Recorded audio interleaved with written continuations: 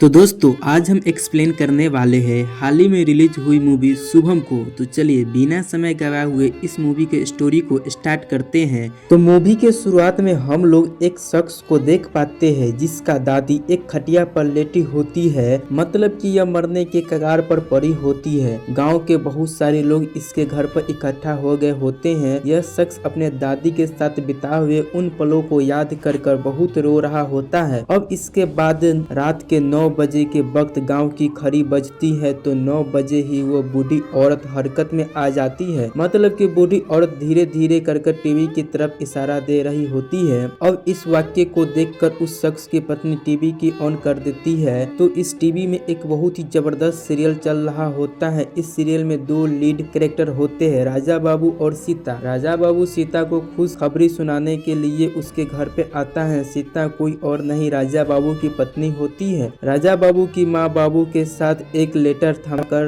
बोलती है कि बेटा यह लेटर सीता ने दी है। इस लेटर में सीता लिखी होती है कि आप मेरी तलाश मत कीजिएगा। अब इस लेटर को पढ़ने के बाद राजा बाबू के तो होश ही उड़ जाते हैं। अब इस सीन को कैमरामैन राजा बाबू के चेहरे पर 2-3 बार जूम करके शॉट लेते हैं। अब स्क्रीन पर इस वाक्य को देख बूढ़ी औरत अपने खटिया से खड़ा हो जाती है और इस सीरियल को डायरेक्टर को गाली देने लगती है कि इस सीरियल को अब और कितना खींचेगा, कब मिलेगा राजा बाबू को उनकी पत्नी सीता से। अगले सीन में हम देखते हैं लोग श्रीनिवास नाम के एक आदमी को देख पाते हैं जो कि इसी गांव में एक केबल टीवी चलाते रहता है। फिलहाल में यह अपने चैनल पर एक प्रोग्राम चलाता है। मूवी का एक क्लिप दिखाकर लोगों से पूछताछ करता है कि हीरो कौन सा ड्रेस पहनता है, हीरोइन कौन सी ड्रेस पहनती थी, लेकिन कोई भी इसके गेम को जीत नहीं पाता है। इस तरह से श्रीनिवास जुगाड़ करके पैसे कमाता रहता है। इस गाँव में जितने भी घर है उन सारे घरों में किसी ही केबल टीवी चलती है। अब इसके बाद अगले सीन में हम लोगों को वेकनेस नाम के एक शख्स को दिखाया जाता है। इसकी बीबी की नाम होती है गायत्री। गायत्री अपने पति के बहुत ही ज्यादा सेवा करती रहती है।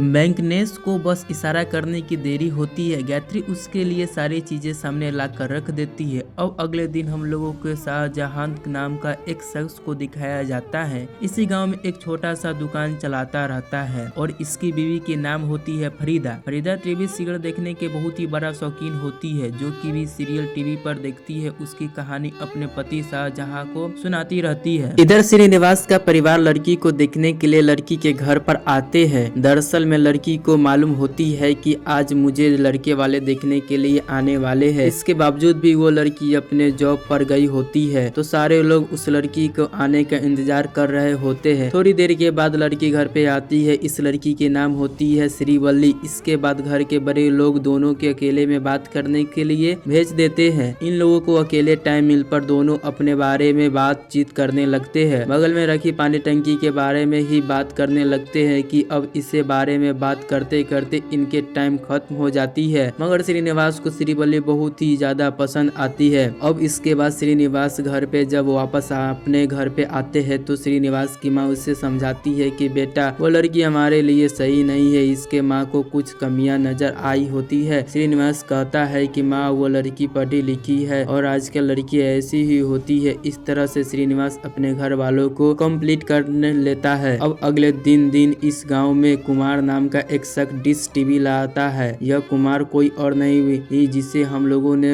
मूवी के स्टार्टिंग में देखा था ना, जिसकी दादी सीरियल में देखकर घटिया से उठ गई खड़ी हो गई थी, वही कुमार है। कुमार गाँव के बहुत सारे लोगों को इकट्ठा करके अपने टीवी के बारे में प्रमोशन कर रहा होता है। पर इसे देखकर श्रीनिवास बहुत ही ज्यादा गुस्सा होता है क्योंकि अब वो इसके बिजनेस कंपटीशन को में कुमार चला आया। श्रीनिवास अपने घर में एक नई टीवी लाता है और अपनी श्रीवल्ली के लिए। इसके बाद श्रीनिवास अपने दो दोस्त को मिलकर लिए जाता है। वही वेंकेश और शाहजहां से श्रीनिवास कहता है कि मैं तो शादी श्रीवल्ली से ही करने वाला हूँ। इसके दोस्त इस शादी से पहले का टिप्स बताने लगते हैं कि जब तुम काम से वापस घर आओ तो तुम अपनी बीवी से कैसे चाय मांगोगे। श्रीनिवास कहता है कि श्रीवल्ली अगले तुम्हें कोई भी काम नहीं करे तो तुम मेरे लिए एक चाय बना दो ना। यह बात सुनकर शाहजहां वेंकेश दोनों हंसने लगते हैं। शाहजहां बोलता है कि क्या तुम्हें मालूम है कि मैं अपने बीवी से चाय कैसे मांगता हूँ? मैं बस इस ही शब्द को बोलता हूँ कॉफी और अगले ही पल मेरे सामने कॉफी हाजिर हो जाती है। वेंकेश कहता है मैं तो बस हाथ खड़ा करता हूँ और अगले ही सेकंड मेरे हाथ में कॉफी खड़ा हो जाती है। इन दोनों के बेहसियों से बारे में जानकर श्री श्रीनिवास बोलता है कि मेरे अरे बीबी से कोई ऐसे बर्ताव करता है क्या। वेंकटेश कहता है कि देखो बेटा, तुम मेरी बात पर अच्छे से गौर करो। पुरुष में दो पुरुष होते हैं, एक नॉर्मल पुरुष, दूसरा अल्फा पुरुष। अगर बीबी हमारे कंट्रोल में हो तो हम अल्फा पुरुष है, जैसे मैं और शाहजहां। अगर तुम अल्फा पुरुष नहीं बनोगे तो तुम अपनी बीबी की गुलामी करोगे। इस तरह से दोनों श्रीनिवास को फालतू की ज्ञान दे रहे होते हैं शादी के बारे में। इसके बाद श्रीनिवास और श्रीवल्ली की शादी हो जाती है। अब इसी शादी के दौरान गायत्री और फरीदा श्रीवल्ली की अच्छी खासी दोस्त भी बन जाती है।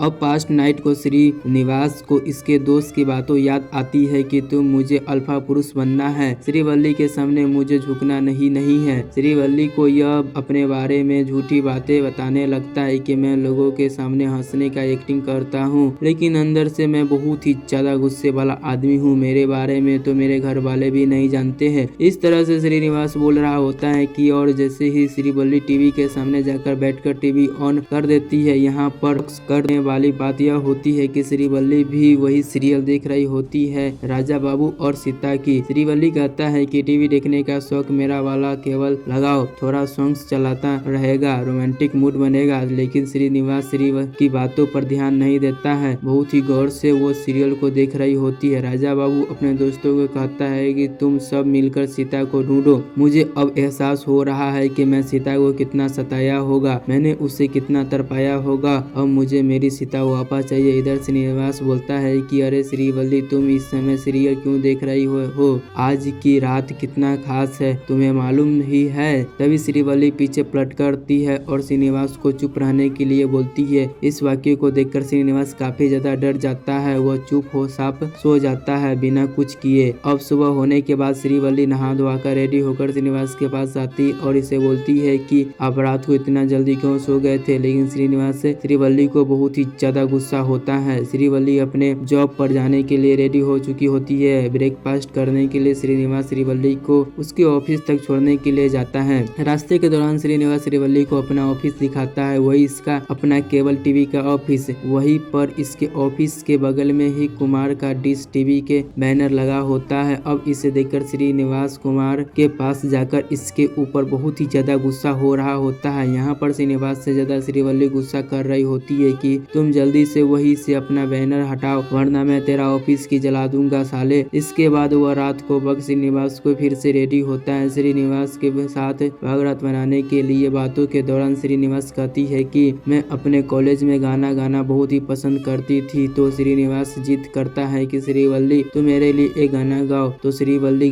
वाली शर्माते हुए एक गाना गाने लगती है। अब देखते ही देखते श्रीवल्ली की आवाज थोड़ा डरावनी हो चुकी होती है। बात यह है कि श्रीवल्ली गाते गाते हुए टीवी के सामने बैठ चुकी थी, वही सीरियल देख रही होती है। श्रीनिवास श्रीवल्ली को सामने आकर बोलता है कि तुम फिर से टीवी देखने लगी, चलो ना हम दोनों थोड़ा सा एक दूसरे को बातें करते हैं। लेकिन श्रीवल्ली का सारा ध्यान टीवी के तरफ ही होता है। तो गुस्से में आकर श्रीवल्ली टीवी के बंद कर देता है। गुस्से में श्रीवल्ली श्रीनिवास के पास आकर टीवी ऑन करती है। अब श्रीनिवास फिर से टीवी को बंद करने वाला होता है तो श्रीवल्ली गुस्से में आकर उनका बड़ा बेड पर एक हाथ से उठाकर फेंक देता है। बहुत ही डरावनी आवाज में बोलती है कि टीवी ऑफ मत करना। इसे देखकर तो श्रीनिवास की सीटी पीटी गुल हो जाती है, वही कोने में बैठकर सो जाता है। अब सुबह होने के बाद श्रीनिवास अपने दोस्त को ऑफिस बुलाकर रात को सारी वाक्य के बारे में बताता है कि मेरी बीबी तो उस सीरियल की पागलपन की तरह दीवानी है। यहाँ पर शख्स कर देने वाली यह बात होती है कि शाहजहां बीबी की भी कल रात ठीक वैसा ही श्रीनिवास की तरह रिएक्ट की उस सीरियल को देखकर। मतलब कि जब 9 बजे वह सीरियल आता है तो श्रीवल्ली फरीदा बहुत ही अजीब तरीके से रिएक्ट करने टीवी के सामने बैठ जाती है। अपने खुद के बीवियों के बारे में सच्चाई सुनने के बाद श्रीनिवास और शाहजहां शॉकठोर में रह जाता है। वेंकटेश शाहजहां को मजाक उड़ाते हुए लगता है कि अरे यार, हम दोनों में हल्फा है, तुम कब से अपनी बीवी के डरने लगे हो, तुम कब से श्रीनिवास की तरह बनते जा रहे हो। श्रीनिवास और शाहजहां वेंकटेश को कहते हैं कि तुम्हारी नाइट ड्यूटी है ना, इसलिए तुम्हें कुछ मालूम नहीं है। एक दिन तुम छुट्टी लेकर अपने घर पे रहो और रात के 9 बजे अपने बीवी से कॉफी पूछो। वेंकटेश कहता है कि अरे इसमें क्या बड़ी बात है, तुम दोनों रात के वक्त मेरे घर के पास आ जाना, मुझे देखना, तुम दोनों सीख भी लोगे कि अब रात होने के बाद वेंकटेश घर के पास आकर श्रीनिवास शाहजहां खिड़की के से इसके घर के अंदर झांकता है। 9 बजे ही वेंकटेश हाथ आगे करता है, अपनी बीवी के चाय पूछता है, लेकिन गायत्री किचन से चेयर लाकर आकर टीवी के सामने बैठ जाती है सीरियल देखने के लिए। गायत्री इस हरकत को देखकर वेंकटेश की तो होश ही उड़ जाता है। वेंकटेश गुस्सा हो जाता है कि मुझे कॉफी दिए बगैर तुम टीवी देखने लगी। अब गुस्से में आकर वो टीवी की रिमोट की बैटरी निकाल देती फेंक देता है। गायत्री बहुत ही अजीब आवाज में वेंकटेश को बोलता ही है कि बैटरी ला कर दो मुझे। जब वेंकटेश गायत्री की बात नहीं सुनता है तो वो इसका गला पकड़ कर हवा में लटका देता है और एक ही झटके में इसे दूर पटक देती है। इस वक्त वेंकटेश की हालत देखकर क्या ही बोला जाए। डर के मारे वह बैटरी ढूंढने लगता है मगर इसके बैटरी नहीं मिल रही होती है। तभी वेंकटेश की ऐसी हालत देखकर इसके दोनों दोस्त घड़ी की बैटरी निकालकर रिमोट में डालकर उस टीवी को ऑन करते हैं। तो अब गायत्री शांत होकर हंसी खुशी टीवी के सामने बैठकर उस सीरियल को देखने लगती है। इसके दोस्त वेंकटेश को बोलते हैं कि देखा तुम्हारी बेबी चंद्रमुखी की तरह बदल गई थी। अगले दिन तीनों मुलाकात करते हैं। इसके बारे में बात कर रहे होते हैं कि हमारे बेबियों को क्या हो गया जो रात के 9 बजते ही टीवी के सामने बैठकर ऐसा करने लगती है। यहाँ तक कि वो अपने पति की बात तक नहीं सुनती है। हमें लगता है कि हम सीरियल के सिर्फ पात्रिक है। श्रीनिवास कहता है कि हमें पहले अपनी बेबियों के इस बारे में पता करना होगा कि रात होते ही ऐसा क्या रिएक्ट करने लगती है। लेकिन वेंकटेश का हल्फा मानना नहीं, बोलता है कि हमारे प्रॉब्लम है हम खुद सॉल्व करेंगे। अगर हम औरतों को मदद मांगेंगे तो आगे चलकर हमें नीचे नजरिया से देखेंगे। शाहजहां बोलता है कि हाँ लगता है हमारे बेबियों के अंदर भूत का साया है। और यह वाक्य होने के बाद श्रीनिवास शाहजहां को वेंकटेश के अपने बेबियों से बहुत ही ज्यादा डरने लगता है। इसी दौरान श्रीनिवास के केबल का कस्टमर धीरे धीरे करके कम होने लगते हैं। कुमार के कस्टमर बढ़ रहे होते हैं। इसके बाद जब रात होती है तो श्रीनिवास श्रीवल्ली के सामने कोई न कोई बहाने बनाकर घर से बाहर निकल जाते हैं। तो यहाँ एक शौक कर देने वाली बात यह होती है कि इस गांव के हर एक घर की कहानी यही होती है। घर के सारे मर्द बाहर घूम रहे होते हैं अपने बीवियों से डर की वजह से। मतलब कि यह प्रॉब्लम सिर्फ श्रीवल्ली, फरीदा, गायत्री इन तीनों की नहीं बल्कि इस गांव की हर एक औरत की है। जब जब ये भी रात के 9 बजते हैं तो गांव की हर एक औरत वायलेंस तरीके से बिहेव करने की टीवी के सामने बैठकर वही सीरियल देखती है। अगले दिन तीनों मुलाकात करके यही बात डिस्कस कर रहे होते हैं कि गांव में इतना बड़ा घटना घट चुका है और गांव के एक ही मर्द इसके बारे में बात नहीं कर रहा है। श्रीवल्ली, गायत्री, फरीदा तीनों को यही लग रहा होता है कि हमारी जिंदगी में कुछ न कुछ बदलाव जरूर हो रहा है। रात होती है तो हम तीनों कुछ मिस कर रहे हैं। लेकिन गांव की कोई भी मर्द इस बारे में अपनी बीवी को क्यों नहीं बताता है। रात होते ही चुपचाप रह लोग घर से बाहर आ जाते हैं। इसके बाद श्रीवल्ली एक दिन श्रीनिवास के पास आकर इसे कहती है कि आप मेरे साथ ऐसा बिहेव क्यों कर रहे हैं, क्या मुझे कुछ मिस हो रही है क्या। यहाँ श्रीवल्ली यह समझ रही होती है कि मैं घर के काम अच्छे से नहीं कर रही है, इसीलिए श्रीनिवास और इसकी माँ दोनों मेरे ऊपर गुस्सा है। श्रीवल्ली कहती है कि बचपन में ही मैंने कोई काम नहीं किया है, अगर आपकी माँ मुझे सिखा दे तो मैं सीख लूंगा। इस तरह से यह श्रीनिवास को समझा रही होती है। अगर यहाँ श्रीनिवास के दिमाग में तो कुछ और ही चल रहा होता है। अगले दिन श्रीनिवास वेंकटेश शाहजहां को लेकर एक लेडी तंत्रिक के पास आती है। इस तंत्रिक का नाम होती है माया। माया को देखकर ऐसा लगता है कि यहाँ की यह बहुत ही बड़ी सावधान में डूबी हुई है। इन तीनों को देखकर इनकी प्रॉब्लम को समझ आ जाती है। कहती है कि तुम्हारे प्रॉब्लम का सोल्यूशन है मेरे पास। इस तरह से वह इन तीनों को एक मंत्र देती है। कहती है कि तुम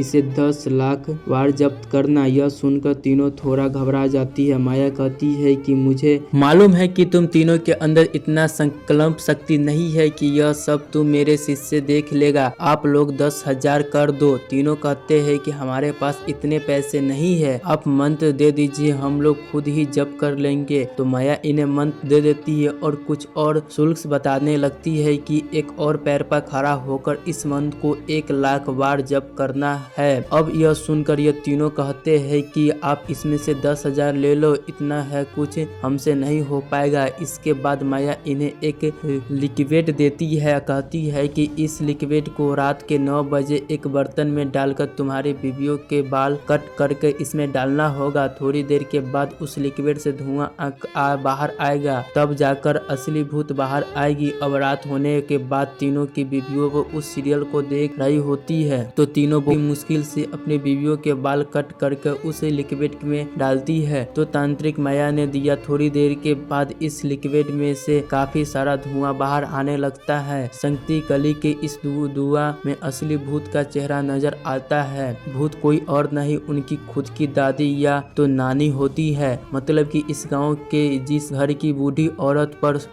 मर चुकी होती है, उनकी आत्मा उस घर की बहू और में घुसकर इस टीवी सीरियल को देख रही होती है, क्योंकि इस टीवी को सीरियल काफी सालों से चलते आ रहा है और यह अभी तक समाप्त ही नहीं हुआ है। अगले दिन तीनों की मुलाकात करके इसके बारे में बात कर रहे होते हैं कि क्या इन बूढ़ी औरतों को मरने के बाद भी सीरियल देखने का शौक है। इस वक्त टीवी पर उस सीरियल को एडवर्टाइजमेंट चलने लगता है कि इतने सालों में तुम लोग जिस दिन का इंतजार कर रहे होते हो, वो दिन अब आने वाला है कि 3 दिन के बाद एक एपिसोड रिलीज होगा जिसमें से राजा बाबू और सीता का मिलन होगा। इन एडवर्टाइजमेंट को देखकर गांव के हर एक आदमी बहुत ही ज्यादा खुश होता है कि राजा बाबू सीता से मिलेगा और सीरियल द एंड्स हो जाएगा। सारी बूढ़ी औरत भूत वापस लौट जाएगी। अब रात के 9 बजे श्रीनिवास वेंकटेश शाहजहां अपनी बीवियों को खुद की ही टीवी के सामने बैठाते हैं और सीरियल में फाइनली राजा बाबू सीता को देख लेता है। अब सीता के पास आकर इससे माफी मांगने लगता है कि सीता, जब तुम मेरे पास थी तो मैं तुम्हारी कदर नहीं की, देखभाल नहीं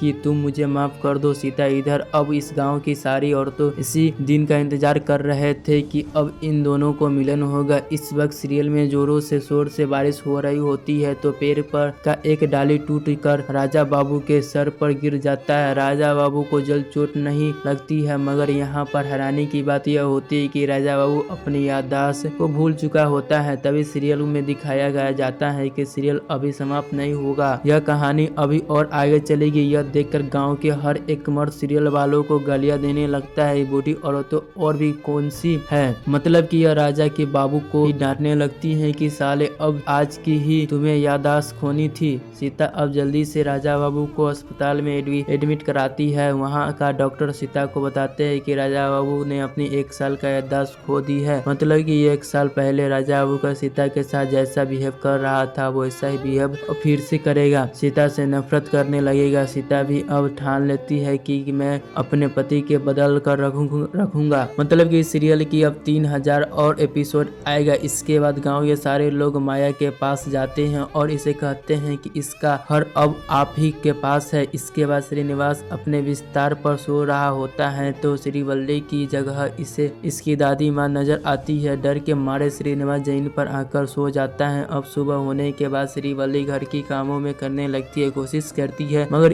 मगर इससे हो नहीं पाता और इसी तरफ श्रीनिवास इससे ठीक ढंग से बात नहीं करता है। श्रीवल्ली इससे किसके पास आकर इससे पूछती है कि तुझे क्या हो गया है, पहले भी मैं आपसे पूछा था मगर आपने जवाब नहीं दिया है। तो अब जाकर श्रीनिवास को सारा सच बताता है कि पहली रात को ही तुम इस घटिया को अपने एक हाथ से हटा दिया था। अब यह सुनकर श्रीवल्ली तो इसके बातों पर यकीन नहीं करती है, मगर बहुत ही समझने के बाद इसे कुछ बातों को गलत लगती है। उसी वक्त श्रीवल्ली के बॉडी के श्रीनिवास के दादी आकर श्रीनिवास को बहुत ही ज्यादा डांटने लगती है कि मेरे सीरियल के बारे में तुम कुछ मत बोलो। इसके बाद श्रीवल्ली, फरीदा, गायत्री तीनों किसी जगह पर मुलाकात करने के बारे में इससे बात करते हैं। गायत्री और फरीदा की रात में कोई भी बातें याद नहीं होती और इसी तरह उसके हस्बैंड ने इसे कुछ बताया भी नहीं होता है। सिर्फ श्रीनिवास नहीं श्रीवल्ली को यह बात बताई होती है। श्रीवल्ली की बातों सुनकर दोनों इसकी बातों पे यकीन नहीं करते हैं, बोलते हैं कि तुम हम दोनों के साथ मजाक कर रही हो। थोड़ी देर के बाद वेंकटेश शाहजहां श्रीनिवास के पास आकर इसे पूछने लगता है कि तुमने रात के बाद अपने बीवी को बता दी है, अब हमारी बीवी हमारे पास आकर इस बारे में पूछ रहे हैं, हमने पहले ही क्या बात की थी, हम रात के बारे में किसी को भी औरतों के नहीं बताएंगे। तो श्रीनिवास इन दोनों को कल रात को एपिसोड के बारे में बताना लगता है कि मेरे बीवी के कल रात बहुत ही ज्यादा खराब नहीं दिख रही होती है, इसीलिए मैंने अपनी बीवी की बात की। अब मुझे क्या मालूम था कि मेरी बीवी की तुम दोनों की बीवियों को जाकर बता देगी। इसके बाद तीनों की बीवियों तीनों सलाह अलग अलग तरह दे देते हैं। यह तो तीनों पहले ही मर चुके होते हैं। यह टीवी बंद कर देने के रिमोट के बैटरी निकाल देते हैं। यह तीनों बोलते हैं कि ऐसा करने से कुछ होने वाला नहीं है, सीरियल खत्म होने के बाद ही सारी आत्माएं वापस चली जाएगी। इस बीच को श्रीनिवास को माँ बाप को भी श्रीवल्ली के ऊपर शक होती है कि जब वो इस बारे में श्रीनिवास को पूछते हैं तो श्रीनिवास सच बता देता है कि अब इसी तरह से कुछ दिन और गुजर जाते हैं। अब देखते ही पूर्णिमा की रात भी आ जाती है। माया ने उन्हें बताया था कि पूर्णिमा की रात भूतों की शक्ति बहुत ही ज्यादा बढ़ जाती है, उस रात बहुत ही सावधान से रहना होगा। रात के वक्त सब सारे औरतों सीरियल देख रही होती है तो सीरियल में राजा बाबू सीता को बहुत ही ज्यादा टॉर्चर करने लगता है। राजा बाबू को ऐसा बताता देखकर इन औरतों को बहुत ही ज्यादा गुस्सा आता है। गुस्से की वजह से वह घर के सारे सामान सामान हिलाने लगते हैं। अगले दिन श्रीनिवास को वेंकटेश शाहजहां तीनों मुलाकात करके और कल रात उनकी बीवियों ने इनके साथ क्या किया इसी के बारे में बात करते हैं। इनकी बीवियों के इन्हें जमकर पिटाई कर चुकी होती है। उसी वक्त टीवी पर राजा बाबू जो एक्टर है ना, वो सीरियल में उसका इंटरव्यू चला रहा होता है और सीरियल के बारे में पब्लिक में फीडबैक पूछते रहते हैं। अब इस प्रोग्राम से श्रीवल्ली फरीदा गायत्री देखकर उस टीवी को न्यूज चैनल के पास कॉल करती है और राजा बाबू के बात करती है और इस राजा बाबू को बहुत ही ज्यादा गालियां देने लगती है कि साले तू सीता को इतना ज्यादा टॉर्चर क्यों कर रहा है, जल्दी से उस सीरियल को खत्म कर दे। अब एक्टर भी गुस्सा हो जाता है कि कहता है कि हमारी कहानी है, हमारी मर्जी, अब उस टॉर्चर की वजह से तो हमें भी आरपी मिल रहे हैं। अगर आपको मेरा सीरियल नहीं देखना है तो मत देखिए। अब इस शो को श्रीनिवास देख रहा होता है तो उससे दिमाग में एक आइडिया आता है। अगले दिन अपने दोस्त को बुलाकर अपने आइडिया के बारे में बताता लगता है कि हम लोग खुद उस सीरियल को शूट करके टीवी में अपना केबल लगाकर टेलीकास्ट कर देंगे और राजा बाबू से सीता को मिलाकर इस सीरियल को द एंड कर देंगे। अब आइडिया अच्छा है तो इसके फ्रेंड भी इसके लिए राजी हो जाते हैं। अगले दिन तीनों एक लोकल डायरेक्टर और एक कैमरामैन से मुलाकात करते हैं। डायरेक्टर कैमरामैन को ये सीरियल दिखाकर इसकी स्टोरी बताने लगते हैं कि फाइनल एपिसोड में इन दोनों को मिलन होगा। डायरेक्टर कहता है हो जाएगा, इसमें क्या बड़ी बात है। इस तरह से लोकल 2 एक्ट्रेस को भी अरेंज करके एक एपिसोड बनाने लगते हैं। तो अब रात के वक्त श्रीनिवास केबल के जरिए से टीवी में जो लोग शूट किए हुए होते हैं न, उस एपिसोड को सीरियल का उसे टेलीकास्ट कर देते हैं। तो सच में इनका शूट किया गया एपिसोड बहुत ही अच्छा तरीके से काम करता है। इस घटना के वजह से श्रीनिवास की बिजनेस बहुत ही पीक पर चली जाती है। मतलब कि सारे लोग कुमार के डिश टीवी से हटाकर श्रीनिवास केबल लगा देते हैं। इसके बाद ये सारे लोग मिलकर एक और एपिसोड के बनाने की प्लानिंग करने लगते हैं कि अचानक से हम हीरो और हीरोइन को ऐसे ही मिला नहीं सकते हैं, मिलाने के लिए कोई वजह होनी चाहिए। इस तरह से वो अगला एपिसोड शूट करने लगते हैं।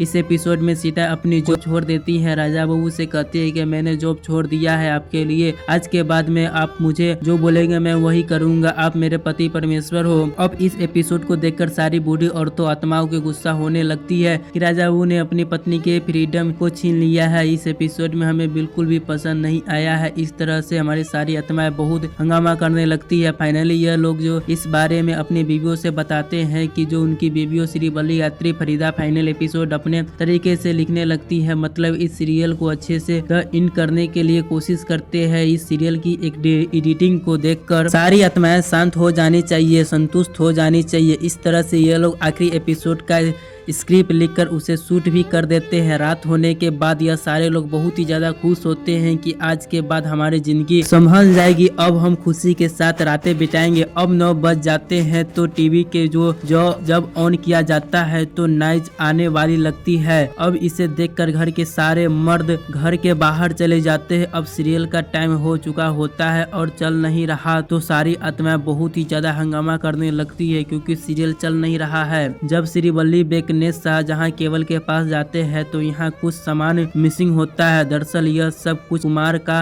गड़बड़ किया होता है क्योंकि श्रीनिवास की वजह से कुमार का बिजनेस चौपट हो गया था। इसीलिए कुमार गुस्से में श्रीनिवास के ऑफिस जाकर उसके केबल का बॉक्स ही फेंक दिया था। इसके बाद श्रीनिवास सारे गाँव के लोगों को बोलता है कि अपने घर की टीवी लेकर ग्राउंड में चले आओ। इस तरह से ग्राउंड में लगाकर उस सीरियल के लास्ट एपिसोड करता है। अब सीरियल की आवाज सुनकर घर के सारे भूत उस टीवी के सामने आकर बैठ जाते हैं। आखिरी एपिसोड के फाइनली राजा बाबू सीता को अपना लेते हैं। इसी एपिसोड के लास्ट में श्रीनिवास शाहजहां वेंकट इन तीनों को मालूम पड़ता है कि आत्माएं बीबी हमसे क्या चाहती है। एपिसोड खत्म करने के बाद डीएम का टाइटल दिखाया जाता है, तब जाकर सारी आत्माएं शांत होती है। अब यह कुछ खत्म होने के बाद श्रीनिवास वेंकट शाहजहां अपने बीवियों से बहुत ज्यादा प्यार करने लगते हैं। हर काम में इनकी भी मर्जी पूछने लगते हैं। इसके बाद एक रात कुमार श्रीनिवास के पास आकर रोते हुए इसे कहता है कि भैया मुझे अपना केबल दे दो ना, मेरी भी दादी इस दुनिया से चली बसी है, अब वो भी सीरियल देख रही है। मेरी बीबी के बॉडी में घुसकर यहाँ बात यह है कि जब कुमार श्रीनिवास के ऑफिस में जाकर केबल का बॉक्स कहीं दूर फेंका था न, वो बॉक्स कुमार की दादी के सर पे लगने के बाद वजह से उसकी दादी उसी वक्त मौत हो गई थी। और इसी के साथ यह बेहतरीन मूवी यहीं पर समाप्त हो जाती है। दोस्तों आपको ये मूवी कैसा लगा है आप हमें कमेंट करके जरूर बता सकते हो और हाँ, इस चैनल को सब्सक्राइब करना ना भूले। जय हिंद, जय भारत।